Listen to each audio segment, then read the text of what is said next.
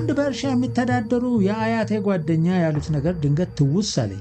ሸኖ አካባቢ ነው። የሰባዎቹን የኤርትራ ጦርነትና አዲስ አበባን ያስጨነቀውን የቀይ ሽብር ዘመቻ በመፍራት ነበረ ገጠር የሚገኙ አያቶቼ ጋር ለአንድ ዓመት የተጠለልኩት እና ስለ እርሻ ከብት እርባታና ስለ ገጠር አኗኗር ለመማር እተጋለሁ። አንድ ጊዜ የእርሻ መሬቱን ለየት ያለ አረም እያለበሰው ገበሬዎቹ ከማረሳቸው በፊት አረም ሲነቅሉ የሥራውን አድካሚነት በማየት የተሻለ ሐሳብ ያቀረብኩት መስሎኝ ለአያቴ ጓደኛ ለምን አረሙን ለመንቀል ከምትደክሙበት እሳት አትለቁበትም ብዬ ስጠይቃቸው አረሙ ነው እንጂ መሬቱ ምን አጥፍቶ አብሮ ይቃጠል ብለው ነበር የመለሱልኝ።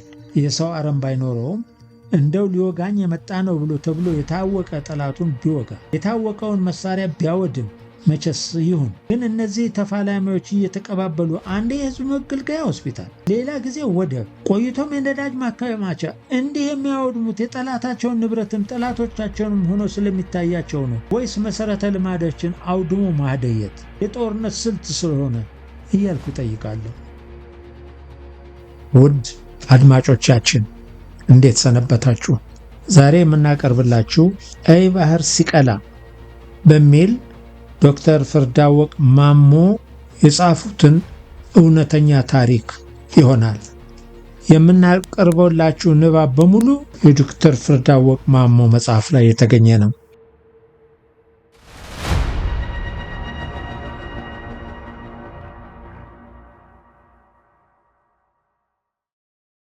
የአሉላዋ ዶጋሊ። ዶጋሊ ደርሰናል፣ የምንቆየው እዚሁ ነው የሚል መልእክት ተላለፈና ከመንገዱ ዳር ልክ የእምኩሉን ደጋ ወደ መሰለ ጫካ እንድንገባ መመሪያ ተሰጠ። ሳር ውስጥ ገብቶ ደብዛው እንደሚጠፋ ጉንዳን ጫካ ውስጥ ገብተን ስንሰገሰግ የመጣንበት መንገድ እርቃኑን ቀረ። ዶጋሊ ከምጽዋ 20 ወደ 25 ኪሎ ሜትር ርቃ የምትገኝ ታሪካዊ ስፍራ ስትሆን ነዋሪዎቿ በጣም ጥቂትና ዘርዘር ያሉ ቤቶች ውስጥ የሚኖሩባት መንደር ነች። እነኛው የዘመናቸው የኢትዮጵያ ጦር ጀነራል የነበሩት በተለምዶ በፈረሳቸው ስም ራስ አሉላ አባነጋ ተብለው የሚጠሩት አሉላ እንግዳ ከጣሊያን ጦር ጋር ገጥመው ዓለምን ያስደነቀ የአፍሪካን አንገት ቀና ያደረገ ድል የተቀዳጁባት ስፍራ ሆና የሆነች አንድ የጦርነቱ መታሰቢያ ሐውልት ውጭ ምንም ያልተሰራላት መንደር ነች። ቦታውንና ሐውልቱን ሊጎበኝ የሚሄድ ሰው እንኳን ሊያድርባት ይቅርና በወጉ ሻይ እንኳን የሚጠጣባት ቤት የሌላት በረሃ ነች። ኢትዮጵያውያን ስንባል የራሳችንን ታሪክ የማናከብርና የማናደንቅ ሕዝቦች ነን እንጂ አሁን ይህን ስፍራ ለጎብኚዎች ምቹ አድርገን ብናስተዋውቀው እንዲያው ቢጠፋ በዶጋሊ ጦርነት የሞቱት የጣሊያን ወታደሮች ዘመዶች እንኳን እየመጡ ቢጎበኙት ቀላል ነገር ነው። ደግሞስ በጸረ ቅኝ ገዢ እንቅስቃሴው የሚታወቁ ምሁራን፣ የጥቁር ነጻነት ታጋዮች የጥቁር አፍሪካን ድል ለማስታወስና ለማስተዋወቅ ወደ ዶጋሊ አይገርፉም ነበር? ራስ አሉላ የተንቤን ሰው ይሁኑ የሐማሴን ቢያንስ ትግርኛ ተናጋሪ ኢትዮጵያዊነታቸው ግንዛቤ ውስጥ ገብቶ ቢያንስ በጥቁር አፍሪካዊነታቸው ያገኙት ድል ለጥቁር ሕዝቦች ኩራት እንደሆነና ምዕራባውያን ስለ አፍሪካ ያላቸውን የንቀት አመለካከት ቆም ብለው እንዲያስቡበት ማድረጉን እንደ ጋራ ድል በመቁጠር ፈንታ በድልና በታሪክ ባለቤትነት ሽሚያ ተጠምደን ያንን ምንም ማጋነን የማይፈልገውን ታሪክ ወደ ተራ ተረት ቆጥረን ለመቅበር የመትጋታችን ዶጋሊ እንዴት ያው ምሳሌ ነች። አለመታደል ነው እያጉረመረሙ ዶጋሊ የተሸከመችው ታሪክ ከብዷት የከበባት አሸዋማ ምድር ውስጥ የሰመጠች መንደር ትመስላለች። ቢሆንም ግን ዶጋሊ ለራሷ ባያልፍላትም በከርሷ የያዘችውን ውሃ በብዙ 10,000 የሚቆጠረውን የምጽዋ ሕዝብ ጉሮሮ የሚያርስ ብቸኛው ምንጭ ነው። ከአስመራ ምጽዋ የሚያሻግረው ረዥምና ግዙፍ የምድርና የባቡር ትራንስፖርት ድልድይም ያለችው እዚችው ዶጋሊ ነው። ሲሚንቶ የተገነባው ለምጽዋ ሕዝብ የተጠራቀመው ውሃ የሞላው ትልቅ ጋንም እዚሁ ዶጋሊ ይገኛል። ዶጋሊ ለምጽዋ ሕይወት ነች። ራሷ ሳያልፍላት ለሌሎች እስትንፋስ የሆነች ጎስቋላ መንደር። እንድንጠለልበት የተነገረን ጫካና አፈር ከእንኩሉ ብዙም ስለማይለይ ቢያንስ ተፈጥሮ የከፋ ነገር እንደማታመጣብን በማመን የምንቆይበትን አካባቢ መረጥን። ፀሐያም እየወጣች ስለነበረ አካባቢያችንን በደንብ መቃኘት ቻለን። ወደ አስመራ አቅጣጫ ያለው ቦታ አሸዋማና ገላጣ የሆነ ሰፊ ሜዳ ሲሆን ሜዳው መሃል ላይ ነጭ ቀለም የተቀባች ጣሪያ የሌለው ቤት የመሰለች ግንብ ቆማለች። አሸዋማው ሰፊ ሜዳ ባሻገር የሰፈርንበት ጫካ የመሰለ ደን ይታያል። አየሩ ገና በጠዋቱ መጋል ጀምሯል። የቁርስ መድረስ ባይታወጅም የህዝቡ አካሄድ ወደ ምግብ ሰልፍ መሆኑ ያስታውቅ ነበር እና ምግብ ማደያ ይሆናል ብለን ወደ ገመትነው ስፍራ በደመ ነፍስ ሄድን። በሶ መሳይ ምግብ ታደለ። ሻዩ እዚህም በጣም ጣፋጭ ነው። ዛሬ ቀዶ ሐኪሙ ዶክተር አክሊሉ ተቀላቀለን። ወደኛ ቡድን መምጣቱ ደስ ብሎኛል። በደንብ ልተዋወቀውና ከእርሱ ብዙ መማር እፈልጋለሁ። ወደፊት እንደርሱ ቀዶ ሕክምና ማጥናት ስለመፈልግ ምን ማድረግ እንዳለብኝ ሊጠቁመኝ ይችላል። የመጨረሻው ሄሊኮፕተር ምጽዋ መምጣቱንና ሻዕቢያችን መርከብ ሲያፈነዳት በመጨረሻ በመውረዱ ሲደንቀኝ ሰንብቷል። በሄሊኮፕተሯ የመጣው የመጨረሻው ሰው በመሆኑ እድለ ቢስ ነው እንዳላልኩ፣ በወደመችው መርከብ መጨረሻ በመውረዱ ደግሞ ምን አይነት እድለኛ ነው ብያለሁ። በመንገዱ ድካም ለማረፍ ሰብሰብ ብለን ዛፍ ጥላ ስር ብንቀመጥና ጋደም ብንልም ሙቀቱ ጠንከር ያለ ስለነበረ የሚያሳርፍ አልነበረም። ከሳምንት በፊት ለብሰነው ያልቀየርነው ልብሳችን አካባቢው ሞቅ ሲል እንደ ጭቃ ያደርገዋል፣ ቀዝቀዝ ሲል ደግሞ እንደ ካርቶን ይደርቃል። የልብሴ አንዳንድ ነገር ክሮች ገላዬ ላይ ተጣብቀው ተሰውረው ሊሆን ይችላል እያልኩ ለብቻዬ ፈገግላለሁ። ጓደኞቼ ሀገር ሰላም ሆኖ ቤታቸው ቢገቡ ሊያደርጉ የሚቸኩሉበትና የናፈቃቸውን የማወቅ ጉጉት አደረብኝና ጥያቄ አቀረብኩላቸው። ዶክተር ካሪኩም ምነው ፍርዳወቅ ይህን ጥያቄ አሁን መጠየቅ አለበት አለ። ዶክተር ግርማ አንድ ስፔሻል ክትፎ በላና ከዚያ በርጫዬን እፈርሽ ነበር። ሚስተር ሊዲያም ብዙ ነገር የማደርግ ይመስለኛል ስትል ለምሳሌ አልኳት። ለምሳሌ ሙቅ ሻወር እየወሰድኩ ቀዝቃዛ ስፕራይት ጠጣለሁ። ከዚያም እንዳትቀሰቅሱኝ ብዬ ለሰዓታት እተኛለሁ። በቃሽ እንዳትጨርሽብኝ አልኩና ወደ ዶክተር ታሪኩ ዞር ብዬ በምልክት ጠየቁ። ዶክተር ታሪኩም ሐሳብ አደረገና እኔም ቀዝቃዛ የባሳ በርጉማ ሚነራል ውሃ ጠጣና ቀዝቃዛ ውሃ ባኞ ውስጥ ተዘፍዝፌ እተኛለሁ አለ። አንተስ ፍርዳወቅ አለ ግርማ። የሁላችሁም ምኞት ተመሳሳይ ነው። እኔ 2 ጠርሙስ ቀዝቃዛ ኮካ ጠጣና ሻወር ወስጄ ንጹህ ፓንትና ካኔተራ መቀየር እመኛለሁ።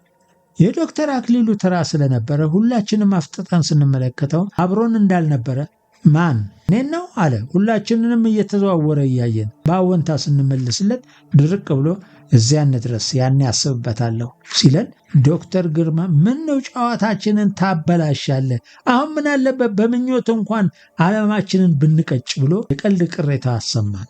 ዶክተር አክሊሉም አሁን ለምኞት ጊዜው አይደለም፣ ብንመኝም ምንም አንጠቀምም። የሚያስፈልገንን ሊያጋጥሙን ስለሚችሉ ነገሮች መወያየት፣ በአካልና በስነ ልቦና ዝግጅት ማድረግ ነው። ሁላችንም ልክ ነህ በሚል ስምምነት ራሳችን ነቀነቅን። እንዲያው በምናባችን እንድንዝናና ነው እንጂ እውነት ነው ባልከው ሐሳብ እስማማለሁ አልኩ። የጀመርኩት የምናብ መዝናኛ ጨዋታ ስለጨነገፈ ቅር እያለኝ፣ ዶክተር አክሊሉም ያለንበት ሁኔታ ከባድ ነው፣ ለሚመጣው ፈተና ያለመዘጋጀት በኋላ ድንጋጤና መረበሽ ይፈጥራል በማለት ቆፍጠን ብሎ ተናገረ። ሐሳቡን በደንብ ብቀበለውም ትኩረትን በሙሉ ችግሮች ላይ አቅምን ሁሉ ደግሞ መፍትሄዎች ላይ ብቻ ማድረግ ይገባል የሚለው ሐሳብ አልተዋጠልኝም። በትምህርትም በልምድም ከሚበልጠኝ ዶክተር አክሊሉ ጋር ክርክር ላለመፍጠር እየተጠነቀቅኩ እንዲህ አልኩት። ግን እኮ ሕይወት በየአይነቱ ናት። የተዘፈቅንበት ችግርና መከራ ለጥቂት ጊዜም ቢሆን ተወት አድርገን ነፍሳችንን ዘና ካላደረግናት ጭንቅላታችን ተወጥሮ ልንፈነዳ እንችላለን። በዚህ ውይይት መሃል ሆነን የጦር ጄቶች ድንገት ሰማዩን ይንሸራሸሩበት ገቡ። እነርሱን መምጣት በንቃት ሲጠባበቁ የቆዩ ይመስል የሻዕቢያ አየር መቃወሚያዎች ጥይቱን ያርከፈክፉት ጀመር። በደረታችን ለጥ ብለን ተኝተን አንገታችንን ግን ወደ ሰማይ አቅንተን ጄቶቹን ለማየት ሞከርን። በላያችን የሚመላለሱትን ጄቶች ግን ማየት አልቻልንም። መቼም ተፋላሚዎች ወደው የገቡበት ስለሆነ እርስ በርሳቸው በሚያደርጉት የመጠፋፋት ተግባር ምንም የእጃቸውን ይስጣቸው ባይባልም ስራችሁ ያውጣችሁ መባላቸው አይቀርም። ብጥብጡ ምንም እጁን ልቡም የሌለበት ደካማ ዜጋ፣ ምስኪን ሕፃናትንና አቅመቢስ አዛውንቶች ላይ በጭፍን የሞት ዝናብ ማዝነብ ግን ኃጢአት ነው፣ ወንጀልም ነው። ችግሩ በሕግ የሚያይጠየቁት ጨፍጫፊዎች ለኃጢአትና ለወንጀላቸው ተጠያቂ ላለመሆን እልፍ ምክንያቶችን ይደረድራሉ። የጎንዮሽ ጉዳትንማ 100% ማስቀረት አይቻልም ይላሉ የብዙ ሺህ ሰላማዊ ሕዝብ ደም አፍስሰው። በስህተት የተፈጠረ አሳዛኝ አደጋ ነው። ሰላማዊ ሰዎች በመጎዳታቸውም ያዝነናል ይላል ፊታቸውንም ቅጭም አድርገው በልባቸው እየሳቁና የሚቀጥለውን ስህተት ለመድገም እየተዘጋጁ የጦር አዛዡን በቅጣት ወደ ሌላ ግንባር ሌላ ስህተት እንዲሰራ ያዛውሩታል። አንድ ዳቦ የሰረቁት በረሃብ እንዳልሞት ነው ብሎ በተናዘዘ ያጣ የነጣ ይሄ ድሃ ጉዳይ ፍርድ ቤት ችሎት ይቀመጣል። እነዚህን የጦር ወንጀለኞች ግን ብዙ ሺህ ንጹሐንን በጦርነት አስፈጅታቸዋል ብሎ ማን ይከሳቸዋል? አንድ ዳቦ የሰረቀውን ድሃ አስተያየት ተደርጎለት ለወራት ከርቸሌ ሲጣል ብዙ ሺህ ሰው ያስፈጀን ጦርነት ጠንሳሽ ግን ከሞቀ ምቾት ማን ጎበዝ ያጎድልበታል? በሻው ላይ ከተደረደሩት ኮከቦች ማን ጀግና አንዷን ይነቅላል? ሐሳቡ ባለሙያዎች አእምሮና ልምድ ተጨምቀው በዝርዝር አንቀጾች የተጻፉና በየጊዜውም የሚያድጉና የሚከለሱ የፍትሐብሔር፣ የወንጀለኛ መቅጫ፣ ወታደራዊ፣ ዓለም አቀፋዊ ወዘተ ሕግጋት የመጽሐፍት መደርደሪያዎችን አጣበው ፍትህ ግን በችሎት የለችም። ይህ ፍትሐዊ በሆነ መንገድ በማጭበርበርና በጉልበት ስልጣን ኮርቻ ላይ የተፈናጠጡት መሪዎችም ለሕዝቡ ያለ አድሎ ፍትህ መስጠትና ማስተዳደር በትኩረታቸው መጨረሻ ተርታ የተቀመጠ የቅንጦት ጥያቄ ነው። ፍትህ እነርሱ የሚጥሏቸውን ማጥመጃና የሚገዳደሯቸውን ማንበርከኪያ መሰወሪያ መሳሪያ ነው። አይፈርድ አወቅ አባትህ የሕግ ባለሙያ ቢሆን ሙያው በደም ይተላለፍ ይመስል የሕግ ጠቢብ መሆን ይዳዳሃል አይደል ብሎ ቀልቤን ከዳኝነት ወንበር አውርጄ ወደ ዶጋብሊ በረሃ መለስኳት። ዙሪያን እያየው የሰዎችን ከሁኔታዎች ሁሉ መላመድ አደንቃለሁ። መቀመጥ አልተመቸንም፣ ሶፋው ይጎረብጣል ብሎ የተቀናጣ አሁን አፈሩ ላይ ተደላድሎ ሲቀመጥ አግሮመረመም። አሳ ኮተሌቲ ሰለቸኝ፣ ወጡ ቅባት በዛበት እያለ የዘነጠ ሁሉ ዛሬ ኮቾሮና በሶ እየናፈቀ የተቀላቢዎችን ቶሎ መምጣት በጸሎት ይጠብቃል። አሁን ሸሚዜ ላይ ሻይ ተፈናጠቀበት። የጠዋቱ ካኔቴሪያ ላብ ነው ልቀይር ብሎ መዘነጥ የለም። ልብስም እንደ ቆዳ አብሮ የተፈጠረ ይመስል ሌት ተቀን ከላዩ ሳይወርድ ሳምንት ቢያልፍም ይችለዋል። የሰው ልጅ ሲያገኝ ነው የሚንጠባረረውና አመል የሚያወጣው እንጂ ለካ ሲያጣ እንዲህ በፍጥነት ልክ ይገባል እያልኩ የሰዎች ባህሪ ላይ መመራመር ከጀለኝ። ለማንኛውም ሰው ዛሬ የያዘው ጤና፣ ሀብት፣ ስልጣን፣ የኑሮ ደረጃ ከእጁ እንደማያፈተልክ ራሱን እያሳመነ ከሚኖር ነገ ማጣት፣ ከከፍታ መውረድና መዋረድ፣ መታረዝና መታመም እንዳለ እያስተዋለ ቢኖር ይሻላል ብዬ መሞትም እንዲሁ አልኩ። ጆቶቹ ድምፃቸው ሲጠፋና እንቅስቃሴ ተጀምሮ ተረጋግተን ጥቂት እንደቆየን ወሬ እንደሰማሁት ከሆነ ጄቶቹ ከዚህ ራቅ ብለው የነዳጅ ዴፖችን ነው የደበደቡት ስትል ሲስተር ሊዲያ በልቤ መንግስት እንደዚህ አይነት አውዳሚ ድብደባዎች ውስጥ የገባው ሻዕቢያዎች በነዳጁ እንዳይጠቀሙ አስቦ አይመስለኝም። ወደፊት የምጽዋን ተመልሶ ለመቆጣጠር እንደማይችል አውቆ በቀሚጸ ተስፋ እንጂ ብዬ አሰብኩ። እንዲህ ከሆነ ደግሞ የደብዳቤዎቹ ኢላማዎች ወታደራዊ መገልገያዎችና ተዋጊዎች መሆናቸው ቀርቶ በዘፈቀደ ስለሚሆን ሊደርስ የሚችለው አደጋ ሰፊነትና በተለይም ራሱን መከላከል የማይችለው ሲቪል ነዋሪ ላይ የሚደርሰው ጉዳት አስከፊነት በምናቤ እየሳልኩ ጭንቅ ይለኛል። ሊጠቀምበት ያልቻለውን ነገሮች ለጎረቤቱም እንዳይጠቅም አድርጎ ማውደም የአበሻ ሕዝብ ልዩ ስጦታ የሆነ ወይስ የሰው ልጆች አጠቃላይ ባህሪ? ራሴን እጠይቅና የሰው ሁሉ ተፈጥሯዊ ባህሪ ቢሆንማ ግን አበሻን የሚስተካከል ያለ አይመስለኝም። በራሴ መልስ ሰጠሁ። አንድ በእርሻ የሚተዳደሩ የአያቴ ጓደኛ ያሉት ነገር ድንገት ትውስ አለኝ። ሸኖ አካባቢ ነው። የሰባዎቹን የኤርትራ ጦርነትና አዲስ አበባን ያስጨነቀውን የቀይ ሽብር ዘመቻ በመፍራት ነበረ ገጠር የሚገኙ አያቶቼ ጋር ለ1 ዓመት የተጠለልኩት እና ስለ እርሻ ከብት እርባታና ስለ ገጠር አኗኗር ለመማር እተጋለሁ። አንድ ጊዜ የእርሻ መሬቱን ለየት ያለ አረም እያለበሰው ገበሬዎቹ ከማረሳቸው በፊት አረም ሲነቅሉ የስራውን አድካሚነት በማየት የተሻለ ሐሳብ ያቀረብኩት መስሎኝ ለአያቴ ጓደኛ ለምን አረሙን ለመንቀል ከምትደክሙበት እሳት አትለቁበትም ብዬ ስጠይቃቸው አረሙ ነው እንጂ መሬቱ ምን አጥፍቶ አብሮ ይቃጣል ብለው ነበር የመለሱልኝ። የሰው አረም ባይኖረውም እንደው ሊወጋኝ የመጣ ነው ብሎ ተብሎ የታወቀ ጠላቱን ቢወጋ የታወቀውን መሳሪያ ቢያወድም መቸስ ይሁን። ግን እነዚህ ተፋላሚዎች እየተቀባበሉ አንዴ የህዝብ መገልገያ ሆስፒታል፣ ሌላ ጊዜ ወደብ፣ ቆይቶም የነዳጅ ማከማቻ እንዲህ የሚያወድሙት የጠላታቸውን ንብረትም ጠላቶቻቸውንም ሆኖ ስለሚታያቸው ነው ወይስ መሰረተ ልማዶችን አውድሞ ማደየት የጦርነት ስልት ስለሆነ እያልኩ ጠይቃለሁ። ታዩ ትንሽ ከበድ እያለ ሲመጣ የመጠጥ ውሃ ፍላጎቱም እየጨመረ ሄደ።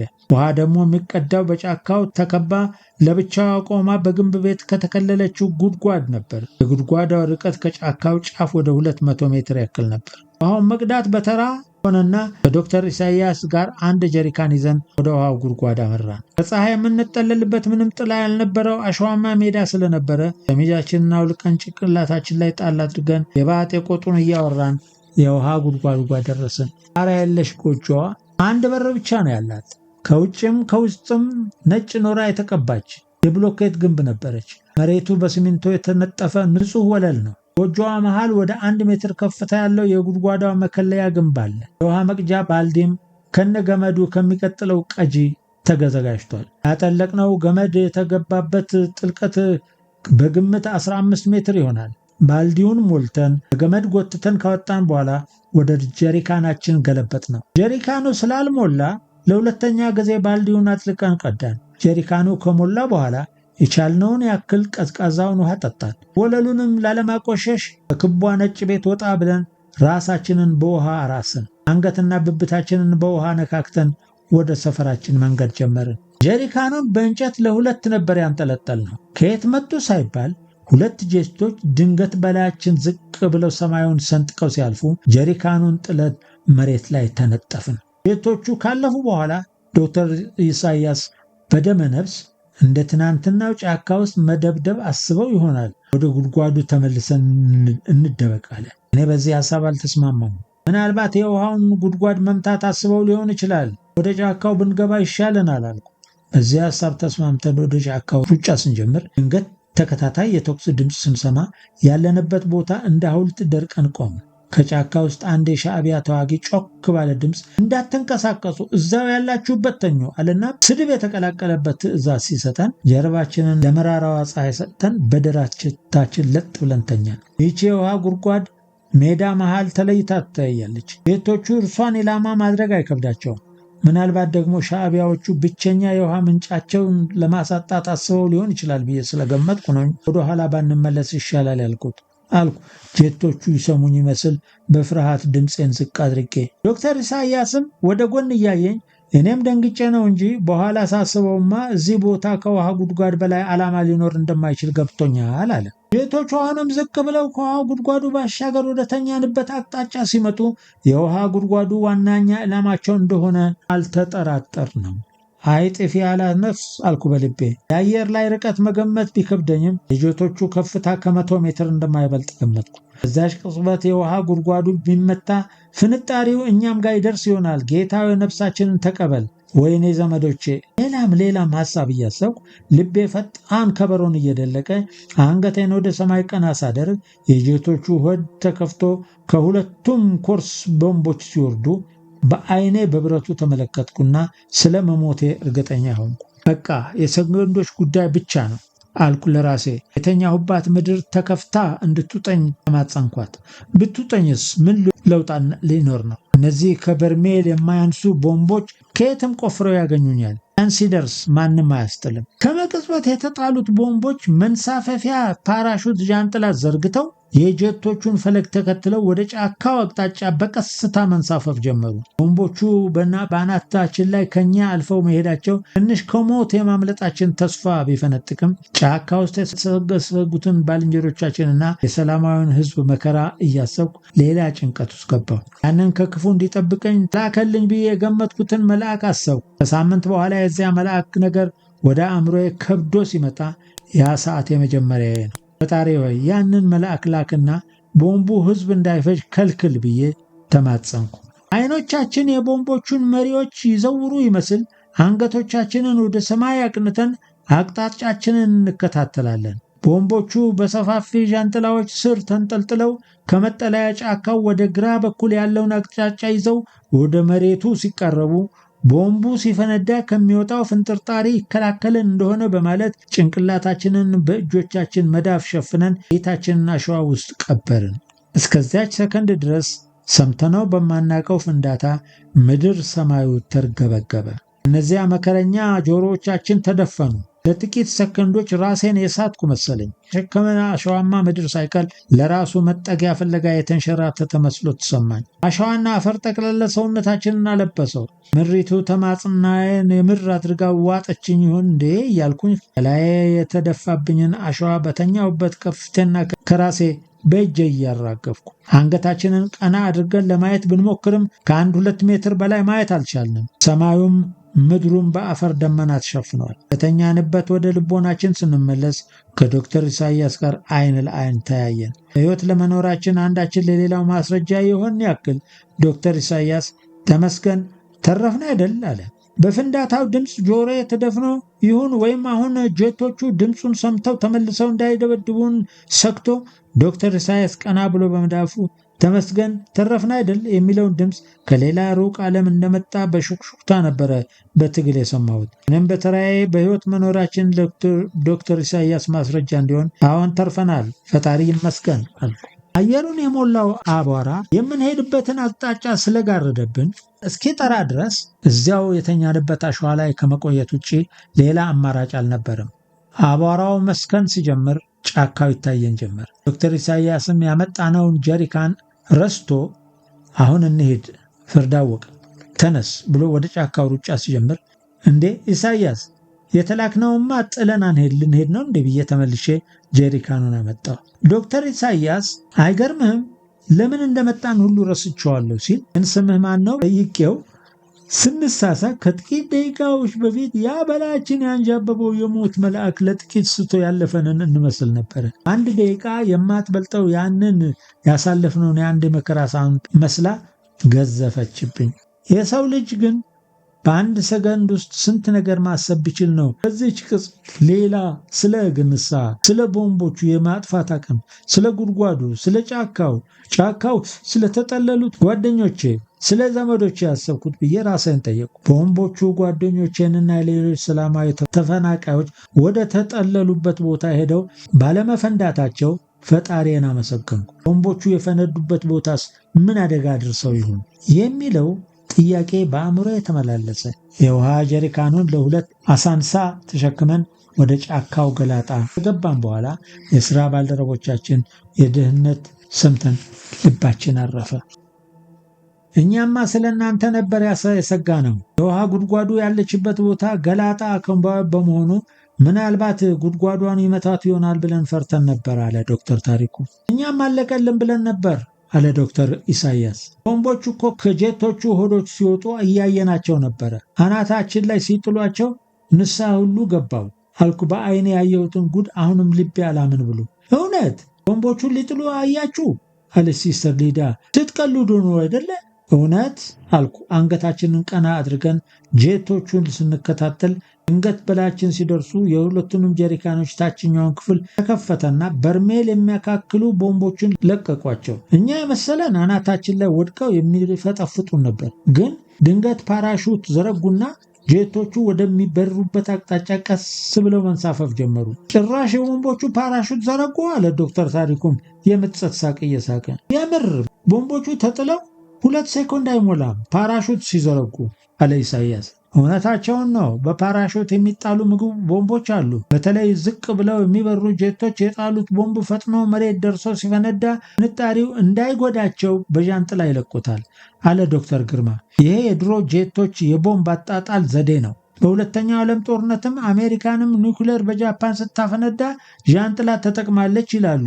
ይህን ያደረጉበት ምክንያት ደግሞ ቦምብ ጣይ አውሮፕላኖች ቦምብ የጣሉበት ስፍራ ለቀው ርቀው እስኪሄዱ ድረስ የቦምቡን መፈንዳት ለማዘግየትና ፓይለቶቹ ለጨረራ አደጋ እንዳይገለጡ ነው ይላሉ አለ አንብቦ ምንም መረጃ የማያመልጠው ግርማ። አሁን እስኪ አንድ ሐኪም ስለ አውሮፕላን ቦምብ ስለሚጣልበት ፓራሹት ለማወቅ ምን ያደርግለታል አልኩ በልቤ። ድልድዩን ሳቱት እኮ እያለ አንድ የሆስፒታል ስራ ባልደረባችን ወደኛ መጣ። የትኛውን ድልድይ ሲል ዶክተር ታሪኩ ጠየቀ። የዶጋሌን ድልድይ ነው አለ መረጃውን ያመጣው ባልደረባችን። ብታዩት እኮ ቦምቦቹ የወደቁት ቦታ የምድር መሃል ጥልቀት የሚደርስ ጉድጓድ ሰርቷል። ድልድዩን ለመምታት ነበር ማለት ነው ቦምቦቹ የተጣሉት። እኔ በፍጹም ይህንን አልገመትኩም ነበር አለ ዶክተር ኢሳያስ። እኔም በፍጹም አልገመትኩም አልኩ። ጭራሽ ድልድዩን በዚያ አቅጣጫ እንደነበረም አላወቅኩም። ይገርማችኋል፣ አንዱ ቦምብ ድልድዩ ላይ ሳይደርስ ፈነዳ። ሁለተኛው ደግሞ ከድልድዩ አልፎ፣ ድልድዩ ግን ጭረት እንኳን አልደረሰበትም አለ እንግዳው። የተጎዳ ሰው አለ እንዴ ብላ ጠየቀች ሲስተር ሊዲያ። በጣም የሚገርመው ይኸው አይደለ? አንድም ሰው አልተጎዳም። የተወሰኑ ሰዎች ደንግጠው ወድቀው ስለነበርና አሸዋው ሰውነታቸውን ስላሸፈነው የተጎዱ መስሎን ነበር። ስንቀሰቅሳቸው ግን አይናቸው ውስጥ ገብቶ ከሚቆረቁሯቸው አሸዋ ውጪ ምንም ጉዳት አልደረሰባቸውም አለ የምስራቹን ጮክ ብሎ እያበሰረ። እውነት ለመናገር ከትናንቱ የበለጠ ጉዳት ይደርሳል ብዬ ነበር የፈራሁት። ሰማዩ ጸጥ ቢልም የሁሉም ልብ ግን ገና ለገና አሁንም ጀቶቹ ሊመጡ ይችላሉ በሚል ስጋት የተረበሸ ነበር። ቀኑ እንደዚሁ በወከባ በስጋትና በሰበር ዜናዎች ታጅቦ ፀሐይዋ እያዘቀዘቀች ስትጠልቅ የራት ጊዜ ተበስሮ ሁሉም ወደ ሰልፉ አመራ። ነፍስ አድኗ ደረቅ ኮቾሮ የዕለት እንጀራችንን ዛሬ ስጠን ብሎ ለጸለየው ስላልጸለየውም ታደለች። ሮሮ የምትበሳውን ደረቅ ብስኩት በጣፋጭ ሻይ አለስልሰን ካወራረድን በኋላ በመረጥናት አካባቢ ካለች መሬት ክብ ሰርተን ተቀምጠን የተለመደውን የቀኑን ማሳረጊያ ስብሰባችንን ጀመርን። ብዙ ወሬዎቻችን ላይ ባይሳተፍም ዶክተር አክሊሉ ቡድናችንን መቀላቀሉ ቁጥራችንን አሳድጎታል። የቡድናችን ማዕረግ ከፍ ይላል እያልኩ በሞኝ ሐሳቤ ስቃለሁ። ነፍሴን እዚህ ምን ማዕረግ አለ ሁልሽም ተራነሽ እያልኩ ነፍሴን ልኳን እነግራታለሁ። ድሮ የነ ማኦን መጽሐፍ የኢህአፓን ዲሞክራሲ አሳነብ ኮሚኒዝም ማለት የሁሉም ጭቁን ሆድ የሚያጠግብ ሁሉም ባለ እኩል መብት ተጠቃሚ የሚያደርግ ሀገር የሚያሳድግ ነው ብዬ ስለደመደምኩ ርዕዮተ ዓለሙን ወደው ነበር። በኋላ ግን ብዙ የኮሚኒስት ስርዓት ተከታይ ሀገሮችን ኋላና ቆሞ ቀርነት ሳይ እና ሀገር የገባችበትን የውድቀት ማጥ ሳስብ ኮሚኒዝምን ፈራው፣ ጠላሁትም። ኮሚኒዝም ማለት አሁን ዶጋሊ ያለንበት ሁኔታ ላይ አልኩ ዙሪያ ያሉትን ባልንጀሮችን እየቃኘው። ሁሉም እኩል ይሆናል፣ እኩል ድሃ፣ ሁሉም እኩል ይለብሳል፣ እኩል ያደፈ፣ ሁሉም እኩል ይበላል፣ እኩል የጠኔ ማስታገሻ፣ የሰው ዘር በሙሉ እኩል ይሆናል፣ እኩል ችግረኞች እያልኩ አስብና የኮ ኢምፔሪያሊስቶች ፕሮፓጋንዳ ነው። እነርሱ ናቸው በአሻጥራቸው የኮሙኒዝምን አቅጣጫ ያስቀየሩት እንጂ የማርክስ ሌኒንና ማኦ ራዕይን ይህን አልነበረም ትላለች ውስጥ የቀረችው ትንሽ የኮሙኒስት ድምፅ። ምሽቱን ከሌሎች ቡድኖች ጥያቄዎችንና እንግዶችን ስንቀበል ነበር ያሳለፍነው። ጀቶቹ ቦምቦችን ከወዳቸው ሲተፉ የአይን እማኝ የነበርነው እኔና ኢሳያስ በጥያቄ ያጣደፉን። እውነት ግን ቦምቦቹ ከጀቶቹ ሲወጡ አይታል? ግን ምን ተሰማ በዚያ ሰዓት? ቦምቦቹ ግን ፓራሹት ዘርግተው ወረዱ ያልከው የምርህ ነው? እና ሌሎችም ጥያቄዎች ሲጎርፉልን ለመጣው ጥያቄ ሁሉ ተመሳሳይ መልስ ስንሰጥ አምሽተን የቦምቦቹና የፓራሹቶቻቸውን ትንተና ሲያስፈልግ ደግሞ ዶክተር ግርማ ያግዘናል። አንዱ የጠየቀው ግን እንደዚህ ነበር።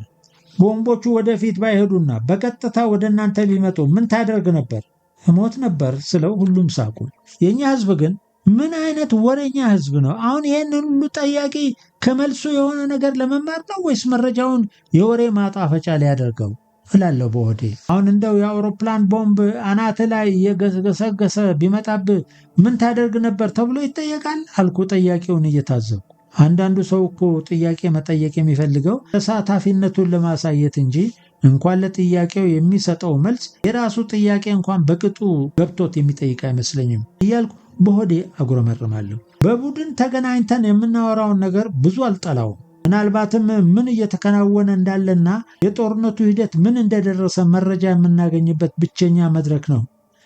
ለዚህም የሲስተር ሊዲያ እኛ ቡድን ውስጥ መገኘት እጅግ ጠቅሞናል። ሲስተር ሊዲያ ማታ አጠገቧ ከሚያድሩት ጓደኞቿ የቃረመቻቸውን ወሬዎች ቀን ለቀን ለኛ ታጋራናለች። በዚህ ተቃራኒ ደግሞ ከሳምንት በፊት ሚስጥረኞች የነበሩ ባልደረቦቼ አሁን ጥርጣሬ አይን ሲመለከቱኝ ይከፋኛል። መለስ ብዬ ደግሞ ለራሴ አትፍረድባቸው፣ በእነርሱ ቦታ ብትሆን አንተም ከእነርሱ ትብስ ይሆናል እላለሁ። ምናልባትም ከኛ ጋር በጣም ሲቀራረቡ ያየ ወሬኛውን ሚስጥር እያቀበሉ ናቸው በሚል እያሳበቅባቸውም ይሸማቀቁ ይሆናል እያልኩም አመካኛቸዋለሁ። አይመሸልም መሸ፣ እኛም አረፋልን። በተጋደምንበት ከግርማ ጋር ሌሎቹን ላለመረበሽ እያንሾኳሸክን ወሬ ቀጠልን። ያን ሌሊት በአብዛኛው ያወራነው ስለ ቤተሰቦቻችን ነበር። ግርማን ከቤተሰቦቼ ጋር አስተዋውቄዋለሁ። የግርማን ቤተሰቦች ግን በዝና እንጂ በአካል የመተዋወቅ ዕድል አልገጠመኝም። እኔ እየጠየቁ ግርማ እየመለሰ ምናብ ከቤተሰቦቹ ጋር አስተዋወቀኝ። ሲያወራኝ የናፍቆት ስሜት እንዳለበት በደንብ ያስታውቅ ነበር። አንዳንዴ ንግግሩ ቆም አድርጎ ሲቆይብኝ የተኛ ይመስለኝና ግርማ አለ ስለው አዎን አለው ይልና ወሬውን ካቆምበት ይቀጥልልኛል። ለካስ ዶክተር አክሊሉ የምናንሾካሸከውን ሁሉ እያዳመጠ ኖሯል። አሁን የማንን ልብ ለመብላት ነው? ይልቅስ መሽቷል፣ አርፋችሁ ተኙ አለ። የቁልቢው ገብርኤል አንተው ጠብቀኝ ብሎ ዶክተር ግርማ ፊቱን ዞሮ ተኛ። የረቡዕ ዕለት ሲነጋ እንደተለመደው ማለዳ ነበር የነቃሁት። ሌላ ቦታ ቢሆን ወፎቹ ሲንጫጩ ይባል ነበር። ዶጋሊ ግን ወፍም የለም። ኖሮስ ምን ሊበላ? ከፍጥረታት ውስጥ እዚህ ቦታ ሊኖር የሚችለው እባብና ጊንጥ ብቻ ነው። እህል የሚበቅልበት ቦታ አይደለም። የእርሻ ቦታ ብሎ የለም።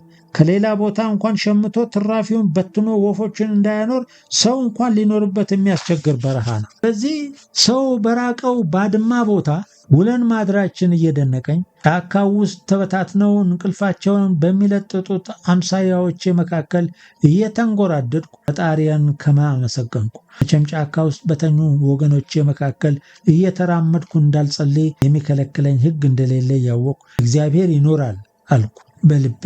ለብዙ ሰዓት የመጸለይ ልምዱ ትዕግስቱም የለኝም። ለዚህ ስንፍናዬ ሳመካኝ ፈጣሪን በረዥም ጸሎት ማሳመን አይቻልም እላለሁ። የማነበውን ቅዱስ መጽሐፍ ሐሳብ ለመረዳትና ለመያዝ እሞክራለሁ እንጂ ጥቅሶችና ጸሎትን የማነብነብ ችሎታውም የለኝም። ለራሴና ለፈጣሪ ብቻ የሚሰማ ድምፅ መዝሙሬን እያንጎራጎርኩ የጫካ ዙረቴን ቀጠልኩ። የሰዎች አተኛኘት፣ ልብሶቻቸው ማደፍ፣ የሰውነታቸው መጎሳቆል ያሳዝናል። ወላጆች ልጆቻቸውን ከመሃል አድርገው ግራና ቀኝ ከልለዋቸው ተኝተው ሳይ ግን ዓይኔ እምባ ያቀራል። እነዚህ ሕፃናት ግን በቃ እንደዚህ ፍንዳታን እየሰሙ በየዕለቱ አሰቃቂ ሞትን እየተመለከቱ ሲያድጉ የተፈረደባቸው ማለት ነው እያልኩ አዝናለሁ። ልጅነታችን እንዴት አሳለፍን ሊሉ ነው። አእምሯቸውስ በትክክል የሚያስቡ ይሆናሉ? የሰው ልጅ ሕይወት ዋጋ ለእነርሱ ምን ይሆናል? የከበረ የአምላክ ፍጡር ወይስ በአንድ የክላሽ ጥይት የሚሰናበት ርካሽ ትቢያ እያልኩ የሚተካው ቀጣይ ትውልድ ጠፈንታ ያሳስበኛል፣ ያስፈራኛል። ምን እየሆነ እንዳለ መገንዘብ የማይችሉ አንዳንድ ሕፃናት ለጨዋታ መሯሯጥ ይኖር ጀምረዋል። ከቦታው ጋር መላመዳቸው ደግሞ ከሞቀ ቤታቸው ከአንድ ሳምንት በፊት የወጡ ሳይሆን እዚሁ ዶጋሊ ተወልደው ያደጉ ይመስላቸዋል። መሀልም የሚያለቅሱ ሕፃናት ድምፅ ይሰማል። በእርግጠኝነት ርቧቸው ነው ላለው በውስጤ። ሰፈራችን እንደደረስኩ ጓደኞቼ ከእንቅልፍ ተነስተው ክብ ሰርተው እያወሩ አገኘኋቸው። ደህና አደራችሁ ብዬ ወደ ቁርስ ቦታ አንሄድም እንደ ያልስላቸው፣ ሌላ ጊዜ ግርማ ነበር የምግብን ሰዓት አስቦ የሚያጣድፈን። ዛሬ ደግሞ ያንተ ተራ ሆነ ማለት ነው አለ ዶክተር ታሪኩ። ግርማም አሁንማ ረሃቡን ስለለመድኩት መሰለኝ፣ ኮቾሮና በሶ ፍርፍሩም ሰለቸኝ። ረሱንም አያሳጣን አለ ዶክተር ታሪኩ። እሱ ባይኖር ይሄኔ በጠና ያልቀን ነበረ። እኔ እውነት ለመናገር ለሻይ ስል ነው ወደ ምግብ ማደያ የሚሄደው እንጂ ያ በሶ አንገሽግሾኛል ሲል በሶውን ባትበላም ዝም ብለህ ተቀበልና ለእኔ ትሰጠኛለህ አልኩት። ግርማ እሺ ብሎ በሶውን ተቀበለና ሞንጂን ፈልግ በረሃብ ልሞትልህ ነው ብሎ በሶዋን ቃም አድርጎ በጣፋጩ ሻይ አወራረዳት። ምግብ የሚያድሉት ሰዎችና አጠገባቸው የተሰለፉት ምንድን ነው ብለው እስኪጠይቁ ድረስ በግርማ ሁኔታ ድምፃቸውን ከፍ አድርገን ሳቅን። ድሮስ አንተ የምግብ ነገር አስችሎ ለአፍህ እንጂ እንደማትምረው አውቄያለሁ አልኩት። ከተመጋቢዎቹ ሰልፍ ራቅ እንዳለን ከቤታችን ከወጣን ሳምንት ሆነን። እኔ ግን ያሳለፍናቸው እነዚያ ሁሉ ትዕይንቶች አንድ ሳምንት ውስጥ ብቻ የተከናወኑ ሊሆኑ አይችሉም ብዬ አስብና የቀናቱን ቁጥር ትክክለኛነት ጓደኞቼን እየጠየቁ አረጋግጣለሁ። በየቀናቱ የሆኑትንም ነገሮች እያረጋገጡ በሆስፒታል ይዤ ባመጣኋት ትንሽ ማስታወሻ ደብተር ላይ በደቃቁ እየጻፍኩ መዘግባለሁ። በተለይ ሲስተር ሊዲያ በየቀኑ የነበሩትን ክንውኖች ቀደም ተከተል ከነሰዓታቱ በማስታወስ እንድመዘግብ ረዳችን። አምላክ ፈቅዶ በሕይወት ብንኖር በስርዓት ጽፈው ለታሪክ ይቀመጣል ትለኛለች። ከሞትንም ማስታወሻውን ያገኙ በምን ሁኔታ እንዳለፍን ይረዳሉ ስትል፣ ወይ አንተ ዶክተር ብንሞት ምናምን አትበል እስኪ እንዴ ሊዲያ፣ የኛ ሕይወት እኮ ካጠገባችን ሞት ከተለዩን በምንም አይበልጥም። በቃ እንሞትም ብለህ ብታምን አሁን ምን ትጎዳለህ? እሺ ምጽዋን ሞትም አልኳት ደስ እንዲለ ሊዲያ ከያዘቻት ዕለት። የዚያን ቀን የተኩስ ድምፅ አልተሰማም። ታሪካችንን ለመጻፍ ምቹ ጊዜ አገኘ። ሌላ ደብተር የማግኘቱ እድል ጠባብ ስለነበረ ወረቀቱን ለማብቃት በደቃቁ መጻፍ ነበረብኝ። ቀልደኛው ግርማም እሺ የኛ ዘጋቢ ባለፓራሹቱን ቦምብ ያዋለድክበትን ገድልም ክትበው የታፋ ቁስሌንም እንዳትረሳ እያለ በመጣ ቁጥር ቀሉን ጣል እያደረገ ያስቀኛል። ይህ ሐሙስ ቀን ወደ ከሰዓት በኋላ መንፈስን የሚረብሽ ሁኔታ ተፈጠረ። ሻዕቢያዎቹ ለመቁጠር የሚታክቱ 40 ጎራሽ ሚሳይል አስወንጫፊዎችን እያሽከረከሩና መድፎችን እየጎተቱ ዶጋሊ ያረፍንበት ጫካ ፊት ለፊት ከምጽዋ ትይዩ አሰለፏቸው። ምጽዋ ከተማን ሊደበድቡ እንደሆነ ግልጽ ነበር። ጥቂት ቆይተው መሳሪያዎቹን ወደ ምጽዋ አቅጣጫ ማንቀሳቀስ ጀመሩ።